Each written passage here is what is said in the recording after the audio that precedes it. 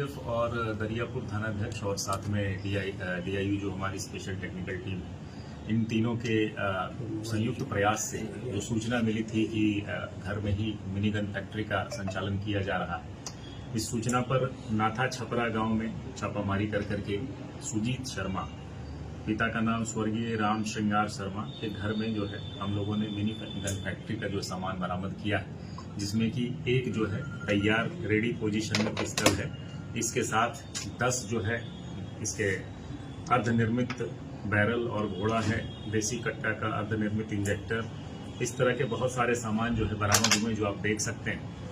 अब पूछताछ करने पर पता चला है कि अकेले ही ये सारा कार्य किया करता था और इसके नेक्सस जो है आसपास के क्रिमिनल्स के साथ होने की संभावना बताई जा रही है, जिस पर हम लोग आगे अनुसंधान कर रहे हैं और इसमें शामिल कौन कौन इसके खरीदार हैं जो हथियार का ऑर्डर देते हैं और हथियार के ऑर्डर पर ये तत्काल सामान बना करके देता है। और इसमें यह भी पता चला है कि 2009 में जो है ये अपने मामा के साथ इसी सिलसिले में अवैध मिनी गन फैक्ट्री संचालन करने के सिलसिले में 2009 में भी ये 132/2009 दरियापुर थाना कांड में ये ऑलरेडी जेल जा चुका है।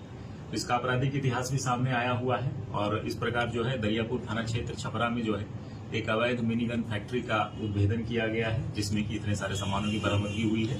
आरोपी ने अपना अपराध कबूल कर लिया है। इस पर वैज्ञानिक तथ्यों के साथ हम लोग कार्रवाई करके इसमें जल्दी से स्पीडी ट्रायल करवा करके आर्म्स एक्ट में इसमें सजा हम लोग करवाएंगे। कितना हथियार सर बना के बेच चुका है, ऐसा कुछ अभी तक पुष्टि नहीं हो पाई है। इसका कहना है ऑन डिमांड ये बना करके देता था, तो ये सारे सामान उसने तैयार करके रखे, जैसे जैसे डिमांड आती है वैसे वैसे ये सप्लाई करता है, जिसमें और अभी पूछताछ बाकी है।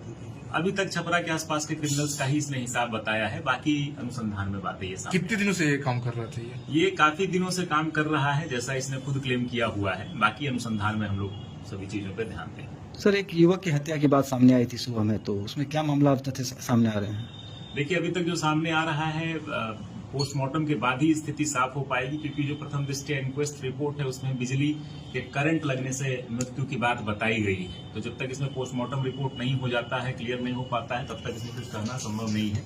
बाकी जो पीड़ित परिवार आवेदन दे रहा है उस पर हम लोग FIR दर्ज करके अग्रदर कार्रवाई करें। सर, ये दरियापुर क्षेत्र नक्सली का एरिया भी रहा, क्या इसका संबंध नक्सलियों से भी है क्या? ये जांच का विषय है, हम लोग इसमें अनुसंधान कर रहे हैं। जैसे इसमें सूचना आती है आगे हम लोग कार्रवाई करें।